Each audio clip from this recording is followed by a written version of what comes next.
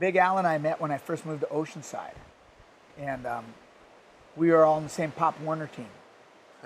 And then we all played Little League. He was in the National League, I was in the American League. And then we were kneeboarders. Before we were surfers, we were kneeboarders. Believe it or not, Al was a kneeboarder. I don't care what he tells you. He wasn't a boogie boarder, though. I won't hurt him. But that's how, it developed that whole scene, shooting in the water and that whole Reno thing, it was cool. It was back in the day. Al got his first camera, he was a professional photographer. About the same time I got my first guitar, really in that ballpark. So we were sort of coming up together, 10th grade. I remember going over to Stevie's house after school, and his mom, would have a big pot of spaghetti for us, and we'd chow, and we'd go in his room, and Stevie had this really cool, what was it? It was was it Ibanez? Or what was it was Luke Albano's Ibanez probably at that time. Yeah. And he would just sit there and just really just getting into it, and he was diligent. I mean, like anybody, that's all he wanted to do. And he would just sit there grinding at it. And finally I just had pretty good volume too, by the way. Yeah, finally I was like, okay, great. Pass out after that big pot of spaghetti. I would show up a little bit lit up in the afternoon, a little bit mellow buzz on, and he'd come up into my room and sit there, oh yeah, we'd be eating, and he'd be like, oh yeah. Then he'd be like, play that one song by Styx or something like that. Styx. And then he was a light man for a heavy metal band. And our band got all the chicks, so he wanted to do lights for us. Right. Yeah, they would. I liked doing it. I built all my lights from scratch because, like Steve was saying, we didn't have the dough to go do great equipment, and back then it wasn't available. There wasn't like consumer level stuff. So I would get these. We'd go steal lights from the old screw-in lights in people's yards. And then I would buy the sockets, and we put them on plywood. You cut wood that looked like a big backdrop made of plywood. It was all flimsy, but it had light sockets all going through it. The first time, I don't know whose backyard it was. That was the famous backlight. Dude, everybody loved that because they had 12 of them around there on one plug, and then for certain songs you plug it in, and it would, it was out the circuit. It was so funny because Stevie went from playing with a single bulb. Here in Carlsbad, swinging, and everybody just hovering, there's a keg of beer, and everyone's like, yeah, and Steve was playing Eruption, to when Dale showed up. I remember meeting Dale for the first time, and he made his own switchboard. It looked like a keyboard. Yeah, all sorted out, and his lights and everything, and it was right by a pool, and I was thinking to myself, this is not good. Yeah, he set up this wood thing that looked like keyboards. And he wanted to be in the band, kind of. And then when I show up, and we're playing at La Jolla Country Day at a high school dance, and it's his first gig with us as a light man. And I show up, and he's got his chair there, and he's next to me on my side of the stage, in the front of the stage, facing the audience. How's he going to see what the lights even look like? And he's up there with his lights like he's playing keyboards. And I'm like, get that off the stage. Are you kidding me? He's all bumming in. It turns out the cables they weren't long enough to even get off the stage. Okay, the cables weren't long enough for me to have a snake out there because they would have melted at that length. B, I turned light man into artistry. So I was an artist because I made you look better. And then all the explosions I went and bought gunpowder, and I would do my own flash pots. And I remember this. It was a miracle we never got sued. Yeah. Because it'd be like girls standing 1 second. Paul Martinez said his lights were like all Folgers cans. Right. Chopped out duct tape. Cans. But it really sunk in when I was just started dating this girl, I have no idea what her name was, but he took me up to a rehearsal. And so brought this girl, and she didn't know where we were going. It was at a movie set. It was in an Burbank. MG. It was at the lot in MG. It was not in Burbank. It was in Culver City. Sony at MGM, the old MGM Sony lots. So we roll in, and I had a convertible Mercedes, and right when I roll in, it's the first time I realized that I kind of look like Rod Stewart, because the guy goes like this, and I'm like, this is cool, man. I'm Stevie's bro. He puts me in Rod's spot. And then the guy looks at me and goes, oh, fuck. He goes, just park over there. It's okay. I thought you were Rod. And I'm like, okay. And I'm with this girl, and he goes, what do you mean, Rod? She didn't know what we were going to see. And we walk in, and the stage is there. And that was the first time I met all the guys. But what really blew my mind was, Tony Brock was the drummer. He was, in one of our favorite bands from the old days, the Babies.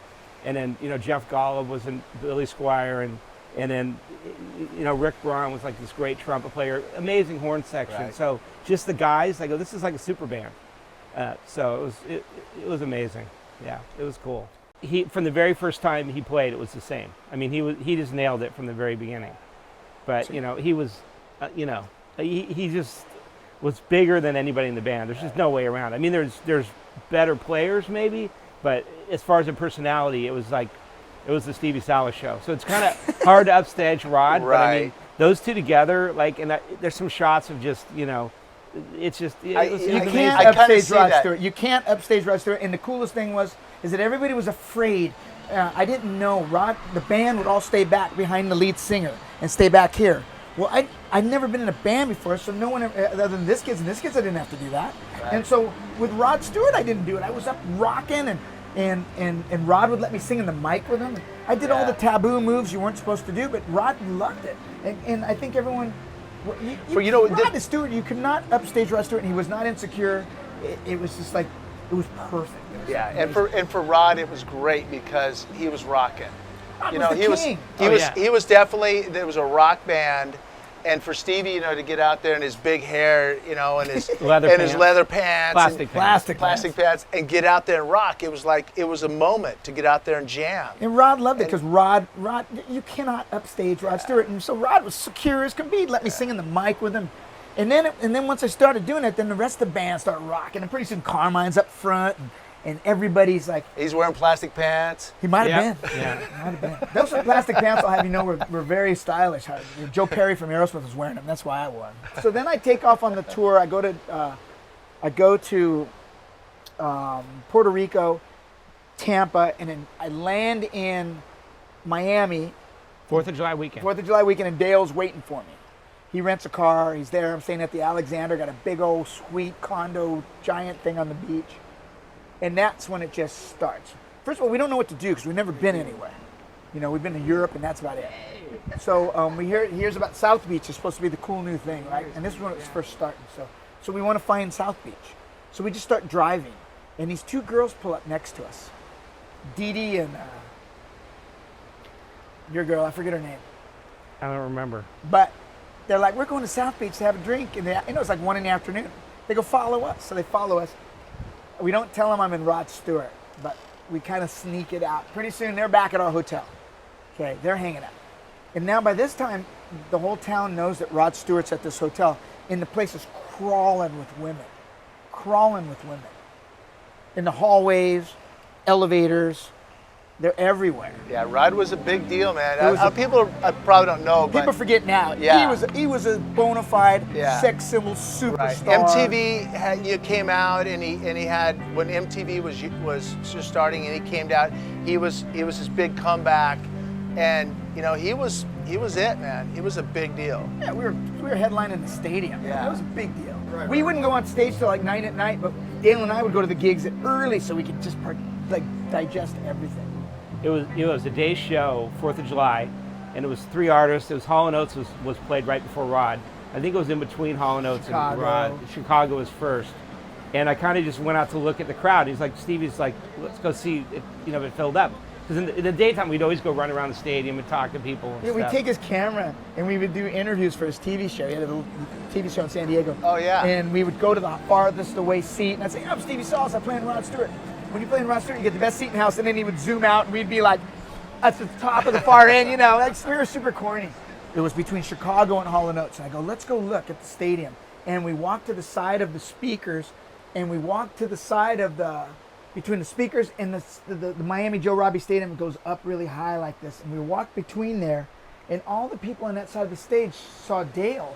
And how big is football stadium? We were at one end, and they could go all the way down. And they saw, and they started going, and they They started thought it was rumbling, Rod walking out and for they the start show. screaming. So then we jump back, and Dale jumps back. Dale stuck his head out again, and the crowd. And everything, you can see people on the other side of the stadium. You can see their little heads looked all tiny, but they all start looking around. And then Dale hiding.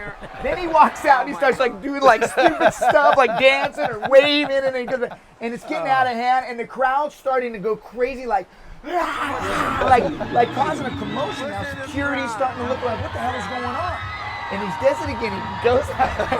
I don't know what he's doing. Something like jumping jacks or something stupid. And I'm dying laughing. And all of a sudden, Nick Klanos, I think his name was, or Nick Kronos, or our tour manager was this massive massive man, and he was super scary, right? And I barely knew him. I was only in the band not even a week at this point. He walks over and grabs in front of all the people and picks him up and throws him. Dale goes flying into the grass. Get out of here. He goes, "Be a professional. What the hell are you doing?" I'm like, "Oh shit, I'm in trouble." And I got in big trouble for that. So we like stupid little kids, we ran back into the dressing room backstage. I had to start wearing a hat after that. Oh, that was a problem. Because Dale had, Rod had his hair all. Dale played it. My too. hair's long though. I look like CC DeVille, not like Rod. Yeah. He played it. And then Dale had those coats with the shoulder pads in them, and all rolled up, tight. They had a jacket like Rod's. He was milking it. I got passes. Al got to shoot. So I had passes the whole time, just cruising around doing whatever we want to do. And then it was a benefit because Rod was hot right then, and I got to shoot him, so that we got some insane photographs. He loved Alan's photographs. He really liked. He said always said that Alan had good timing. And it's because Alan would shoot in the barrel at pipeline. And you have to get it like that. So his timing, Rod loved his timing. So finally, around the end of that leg of the tour, we're in Sacramento, and I'm going to Sacramento, and I wanted to bring my then girlfriend Lynn Odo with me, and I said, "Can I bring Dale on the plane too?" And he says, "Yeah, go ahead." So I got Dale and Lynn on the plane with us to fly up to Sacramento. We were in Burbank. Dale had his hat on. I always had to have the hat on. Always had a hat on when he was anywhere near Rod or around Rod. That was the rule, or the crew would kill him, right? And stupid Dale. I can't believe he would do this. I can't believe he would do this. He picked up on some almost chick. got away with He it. picked up on some girl.